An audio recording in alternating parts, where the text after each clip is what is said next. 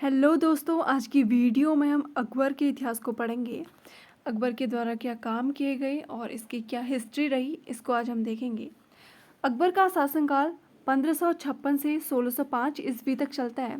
इसका जन्म होता है 15 अक्टूबर 1542 ईस्वी। राजस्थान की अमरकोट नामक स्थान पर इसका जन्म होता है। और अकबर के बचपन का नाम होता है जलाल।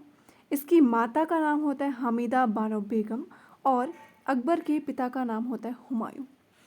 जब हुमायूं की मृत्यु हो जाती है 1556 में, हमने जब पढ़ा था इससे पहले की वीडियो में, 1556 में इसके द्वारा बनाई गई एक लाइब्रेरी की सीढ़ियों से गिरने के कारण ही हुमायूं की मृत्यु होती है। तो इसके तुरंत बाद ही जो ये अकबर होता है वह शासक नहीं बनता है। ठीक है, इसके बीच में क्या होता है कि इस दौरान जब हुमायूं की मृत्यु होती है, हुमायूं की मृत्यु होती है, तो अकबर केवल 13 वर्ष का होता है और यह पंजाब के कालानौर नामक स्थान पर बैरम खां के साथ एक अभियान पे जाए रहता है। और उस दौरान हरियाणा का एक हिंदू शासक होता है हेमू। ये क्या करता है, दिल्ली में अटैक कर देता है और दिल्ली में शासन करना स्टार्ट कर देता है। और इस हेमू के द्वारा ही विक्रमादित्य की उपाधि ली गई और ये इतिहास में फेमस है चंद्र विक्रमादित्य के नाम से। ठीक है, फिर उसके बाद क्या होता है कि जब बैरम खां इसका संरक्षक होता है अकबर का, उस टाइम अकबर केवल 13 वर्ष का होता है। और बैरम खां को जब पता चलता है कि कोई हेमू नाम का शासक दिल्ली में शासन करना उसने स्टार्ट कर दिया है, तो ये क्या करता है, अकबर का राज्याभिषेक पंजाब के कालानौर अभियान पर जब वो जाए रहते हैं और पंजाब के कालानौर नामक स्थान पर ही 14 फरवरी 1556 को इसका राज्याभिषेक कर देता है। उसके बाद क्या होता है, पानीपत की दूसरी लड़ाई हो जाती है 5 नवंबर 1556 ईस्वी को। यह लड़ाई होती है अकबर की सेना और हेमू के बीच में। इस दौरान अकबर की जीत होती है और अकबर की सेना और इसका जो वजीर होता है बैरम खां बहुत ज़्यादा खुश होते हैं। लेकिन आगे चल के क्या होता है, अकबर और जो इसका वजीर होता है और इसका संरक्षण भी रहा होता है बैरम खां, इन दोनों के बीच में मतभेद हो जाते हैं। और अब अकबर नहीं चाहता है कि बैरम खां उसके शासन में रहे। अब वो चाहता है कि वह उसके शासन से हट जाए। और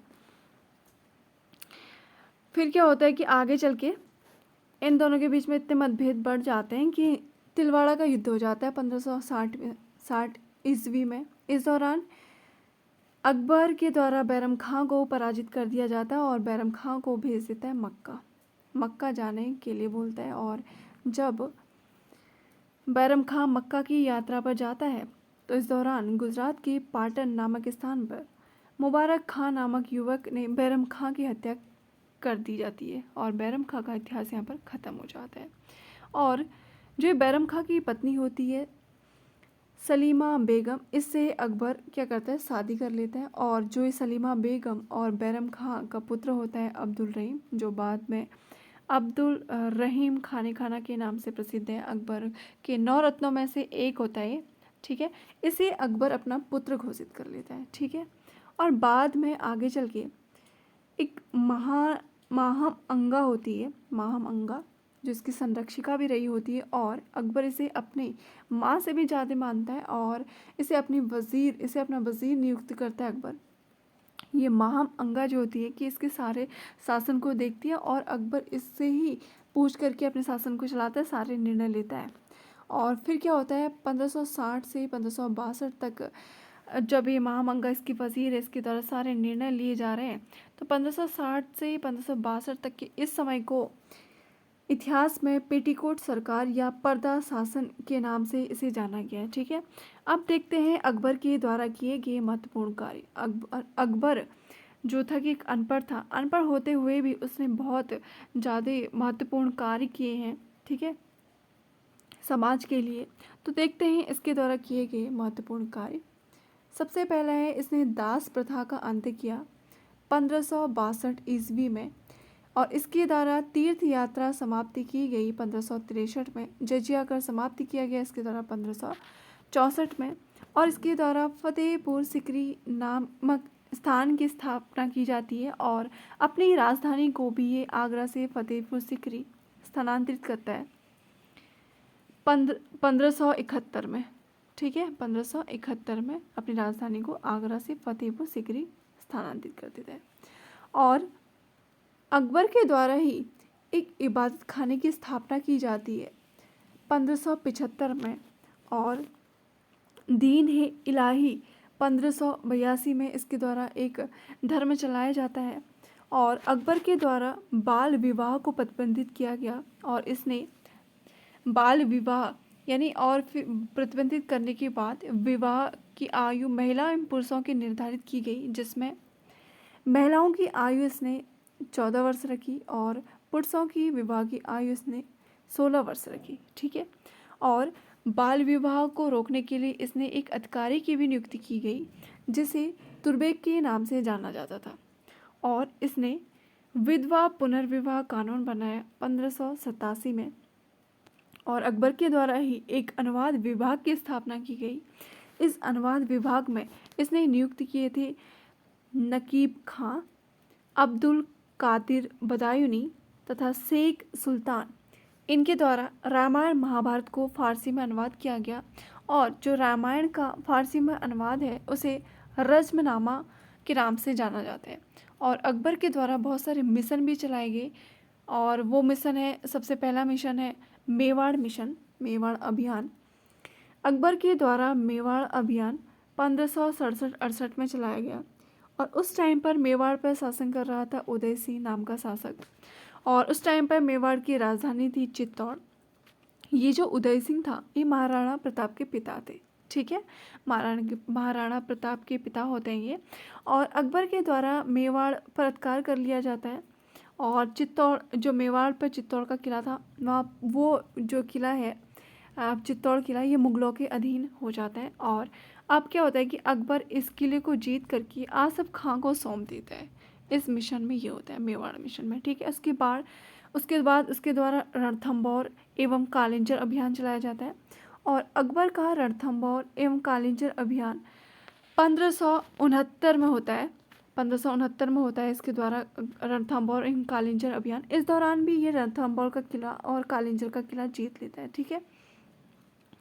इस समय जब ये रणथंभौर अभियान पर होता है, इस टाइम पर क्या होता है कि सुरजन रॉय रणथंभौर के शासक होते हैं, और इस दौरान अकबर के द्वारा रणथंभौर का किला जीत लिया जाता है। और जब वो कालिंजर अभियान पर जाता है और कालिंजर का किला जीत लेता है, उस दौरान कालिंजर पर शासन कर रहा होता है कौन? रामचंद्र, ठीक है। और कालिंजर की उस टाइम पर राजधानी होती है रीवा। और इस रामचंद्र कालिंजर का शासक है, उसके दरबार में एक प्रसिद्ध संगीतकार भी था जिसका नाम था रामतनु पांडे। और इस रामतनु पांडे, ये जो रामतनु पांडे है, यही रामतनु पांडे अकबर के दरबार में तानसेन के नाम से प्रसिद्ध है, ठीक है। अकबर के दरबार में जो तानसेन था वह रामतनु पांडे ही था, ठीक है। अब देखते हैं अकबर का नागौर अभियान, जो 1570 में होता है। अकबर के द्वारा नागौर पर अधिकार कर लिया गया। अकबर के नागौर अभियान के दौरान जोधपुर पर नागसेन का शासन था, और बीकानेर पर शासन कर रहा था कल्याणमल, और जैसलमेर पर शासन करता था रावल रायमल।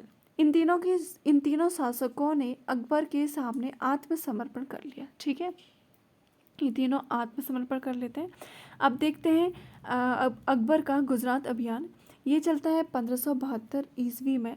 1572 ईस्वी में अकबर का गुजरात अभियान चलता है। इस दौरान अकबर ने गुजरात पर अधिकार कर लिया, और इस अभियान की जीत की खुशी पर ही अकबर के द्वारा फतेहपुर सीकरी में एक बुलंद दरवाजे का निर्माण कराया जाता है, और अपनी राजधानी को आगरा से फतेहपुर सीकरी स्थानांतरित करता है, ठीक है। अब होता है हल्दी घाटी का युद्ध, जो बहुत ज़्यादा प्रसिद्ध है और एग्ज़ाम में बहुत ज़्यादा पूछा भी जाता है। वो होता है 1576 में। हल्दी घाटी का युद्ध महाराणा प्रताप एवं अकबर के बीच में लड़ा गया।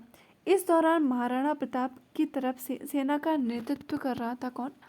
हकीम खां सूर के द्वारा, और अकबर की सेना की तरफ से नेतृत्व कर रहा था कौन? आसफ खां या आसफ खान। इस युद्ध में अकबर की सेना महाराणा प्रताप की सेना को पराजित कर देती, यानी हल्दी घाटी के युद्ध में अकबर की सेना जीतती है और महाराणा प्रताप की सेना पराजित होती है। और अब देखते हैं अकबर के द्वारा कुछ काम किए गए हैं उनको फिर से हम देखते हैं। अकबर के द्वारा एक इबादत खाने का निर्माण कराया गया। अकबर की शासन प्रणाली जो थी, इसकी प्रमुख विशेषता थी मनसबदारी प्रथा। इसने मनसबदारी प्रथा शुरू की थी और अकबर के द्वारा एक दीन ए इलाही धर्म को शुरू किया गया था और इस दीन ए इलाही का प्रधान पुरोहित ही अकबर ने खुद को ही नियुक्त किया था और इस दीन ए इलाही धर्म को अपनाने वाला एकमात्र हिंदू जो व्यक्ति था, हम बोल सकते हैं, वह था बीरबल। ठीक है, एकमात्र बीरबल ने जो हिंदू था, मुस्लिमों ने तो अपनाया ही अपनाया दीन ए इलाही धर्म को, लेकिन एकमात्र बीरबल था जो हिंदू बीरबल, जिसे महेश दास के नाम से भी जाना जाता है, इसके द्वारा दीन ए इलाही धर्म को अपनाया गया था और अकबर के द्वारा एक संवत चलाया गया था। ठीक है, अकबर के द्वारा संवत भी ये चलाता है। और अकबर के समकालीन अकबर के समकालीन एक सूफी संत थे, संत शेख सलीम चिश्ती। बाद में अपने पुत्र का नाम भी, जो इसका पुत्र होता है सलीम, जो जहांगीर के नाम से प्रसिद्ध है, वो इसी के नाम पर रखता है। जो सूफी संत थे, एक संत शेख सलीम चिश्ती, जो इसके ही समकालीन थे। और अकबर के दरबार में 9 रत्न भी रहते थे, जिनके नाम हैं अबुल फजल, फैजी, तानसेन, बीरबल, टोडरमल, राजा मानसिंह, अब्दुल रहीम खाने खाना, फ़कीर अली उद्दीन, मुला दो प्याजा। ये अकबर के दरबार में 9 रत्न रहते थे। अबुल फजल ने अकबर की एक आत्मकथा लिखी है जिसका नाम है अकबरनामा। ठीक है, और 4 बाग बनाने की परंपरा अकबर के समय से शुरू होती है और अकबर के काल में हिंदी साहित्य का स्वर्णकाल कहा जाता है, क्योंकि हिंदी साहित्य यहाँ पर बहुत ज़्यादा यहाँ विकास हुआ हिंदी साहित्य का, इसलिए अकबर के शासनकाल को हिंदी साहित्य का स्वर्णकाल कहते हैं। और अगर चित्रकला का स्वर्णकाल पूछा जाए आपसे तो वो होता है जहांगीर के काल को चित्रकला का स्वर्णकाल कहते हैं। ठीक है, और मुगल काल में भारत आने वाला प्रथम जो अंग्रेज़ था वो था थॉमस स्टीवेंस, और अकबर के दरबार में आने वाला प्रथम अंग्रेज़ था रॉल्फ फ्रिंच। ठीक है, मुगल काल में जो अगर मुगल काल में पूछे कि प्रथम अंग्रेज कौन भारत आया था तो उसका नाम होगा थॉमस स्टीवेंस। अगर पूछे अकबर के दरबार में भारत आने वाला प्रथम जो अंग्रेज़ था उसका नाम क्या था, रॉल्फ फ्रिंच। ठीक है, अकबरनामा ग्रंथ की जो रचना है वो अबुल फजल ने की और बाद में 1602 में अबुल फजल की हत्या इसके ही बेटे सलीम के द्वारा कर दी जाती है। ठीक है, सलीम इसकी हत्या कर देता है बाद में, और फिर अकबर की मृत्यु हो जाती है 1605 ईस्वी में अतिसार रोग के कारण। फिर आगे चल के इसका पुत्र जो होता है सलीम जहांगीर, वो शासन करता है, उसको हम अगली वीडियो में पढ़ेंगे। आज की वीडियो में इतना ही, धन्यवाद।